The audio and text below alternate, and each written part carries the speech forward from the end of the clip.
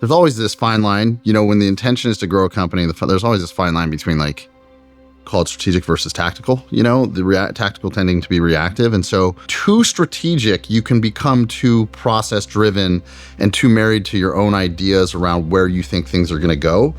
And therefore not light enough on your feet over, let's say, expanding, getting over your skis, as they say. If you can remain this conversation, so to speak, between strategy and tactics, where the tactics are what's showing up every day, they call it reactive. What you're doing is you're operating from a strategy, but then iterating on your tactics to achieve that strategy. And so for us, the strategy, one, is to maintain culture paramount to everything, no matter what. And then knowing the why, always going back to the why. Why would we expand? We want to do more good for more people, right? And as long as we believe in what we're doing is adding value at the human level, at the environmental level, I guess there's no issue with conscious capitalism, positive sum, economics and mindset and business, this idea that we can be an example for how good business should be done moving forward. I like the idea that my kids' generation can look to companies like ours and say, that's the right way to do it.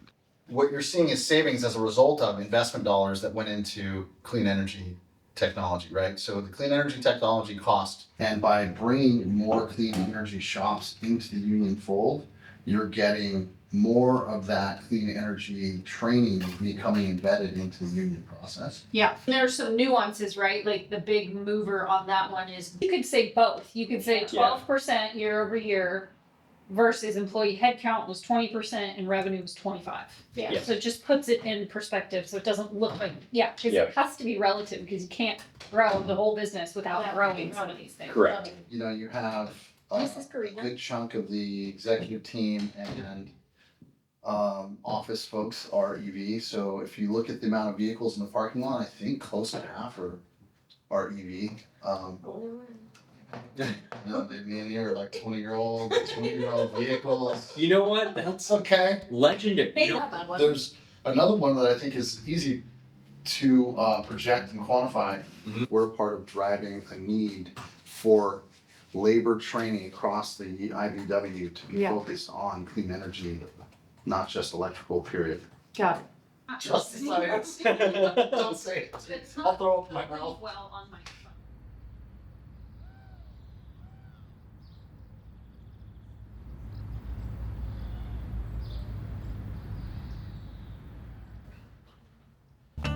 We're hosting 18 CEOs, heads of companies from Japan. They've all flown in here to the States from Japan. They've got an interpreter.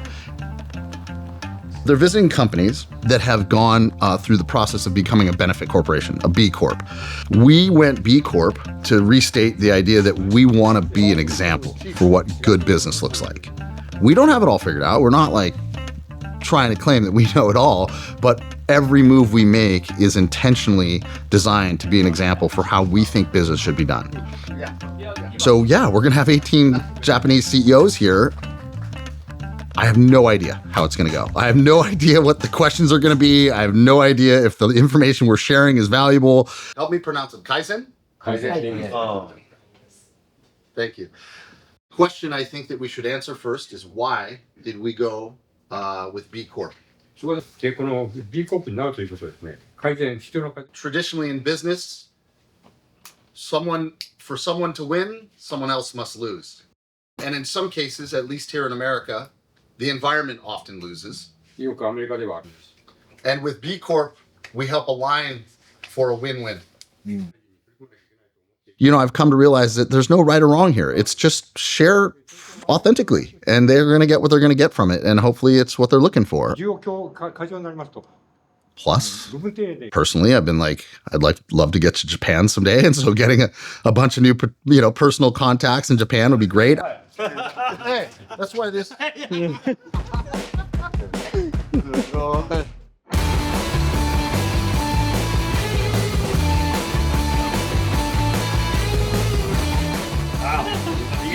You stepped on. I can. Yeah, you definitely just shoot a steam. Let's see. When you construction guys deal with this, 20-second long audio clip. So when you hear it start to come on super low at first, Yes. you have 20 seconds to like Love it. finish your Now, thought. are you doing that at every break? Yeah, cut Tell your us. vest off. The one person that was predicted to swear the most has not sworn at all. Yeah? That guy. You said shit twice. Yes, I did. Just training. Don't worry, I'll clean you up. Yeah. You'll be disinfected. Hey, are we recording? Empty your mouth. Because again, I love it. I love it. I gotta get it. I gotta get it going real on purpose. You guys use or advertisers. We hope you Cloud. All right. The age-old question to start this off. Oh, who is the cat and who is the cloud? Cat and Cloud, right? One of the premier coffee. Where did it start? I kind of remember. And we came from a place where, I mean, we're just a little bit behind the culture, right? Mine looks about right. Yeah, it was like totally. It was like, this is clean looking, and I can make it look pretty, and it tastes good, and everybody in town says I'm the best. So like, I genuinely went in the first interview on stage. And so you were the audience. best in Chico. Yeah, well, yeah. And then I get there, and the guy's, he's like, "What's the hardest thing about being a barista?" And I'm totally naive, and I'm like, there's nothing. It's super easy. And I got last place. They all laughed at me. Love it. I love that story. Yeah. So, yeah, I got my. Okay, so Chris, what's your take on that? It was great. These early 90s. Yeah, you got some big shorts you were going on. Skating in basketball shorts. Yeah, if I remember correctly. Yeah, that was the thing. Yeah, It's the Name that tune, boys. Name that tune. Before your time. Way before your time. the music. working towards building this thing and opening it up. And then I didn't realize until we actually opened it up that we were just still right at the beginning. Tell us more. How do you do that? You guys have, I'm imagining, a lot of employees at this point. That's, I think, where this business to us too has been a thing. It's like, find some deeper purpose, be this energy that can kind of replicate itself and make communities feel better just by way of being. And then beyond that, it's this whole cultural impact that is just vibing out of the culture of the company. Absolutely. Yeah. And I think so this year we're buttoning up everything from orientation to leadership training. And we're a culturally based company. Like our mission and our values are everything to us. And all of these things create a place where people can come find something that they enjoy with and taste the best version of that thing that you create. And that's our philosophy on how we create the menu at Cat and Clouds. See you guys. Home run, brother. Nice work, man. Gross or so? His lips are gross. If he had like a sip. No, I just Should have offered him a coffee. I just licked it. Give him the gross sparkling water. I'm already juiced as possible. Yeah. My cutoff was My hours ago. spro. My sproing. Thank you.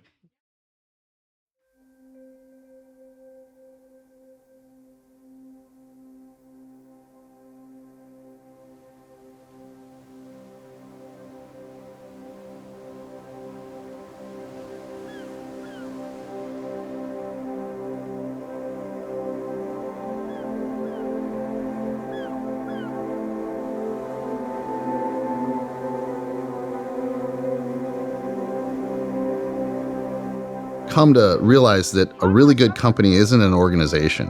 You know, there's this idea that like, we're a family. We're not a family, right? You know, like we are a collection of people aligned on a mission that believe in each other and believe in what we do. But I've come to realize that we call that an organization, and really it's an organism.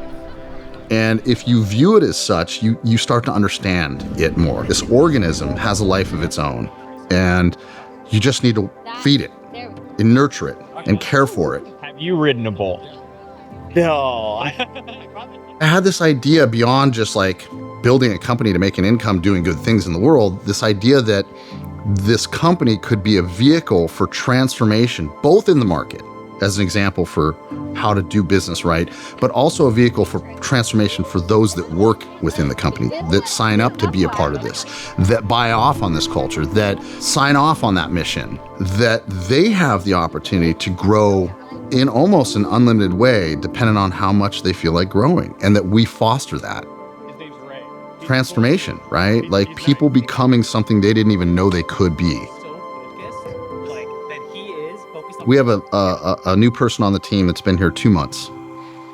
I heard that person's fiance, who we have not met, was at the beach party, had shared with somebody, this company has already changed that person's life in 2 months. Literally, that was the words. Changed his life.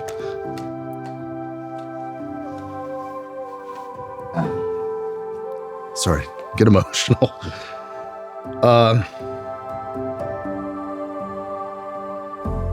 The dream, the idea that seemed so outlandish 11 years ago, that a company that needed to make money and increase, profit and continue to grow could actually be a vehicle for personal transformation. That it could touch lives internally in that way. To see that happen, and we've have years of evidence of that here, but to hear it like that moves me at the core.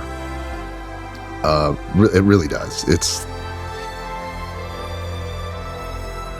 I want my children to someday be able to point back to this thing that we poured our lives and our hearts into. Literally, everything we had went into this thing. Every minute, every dollar, every decision about our lives. I love the idea that my kids someday can go point to that and go, look what they did.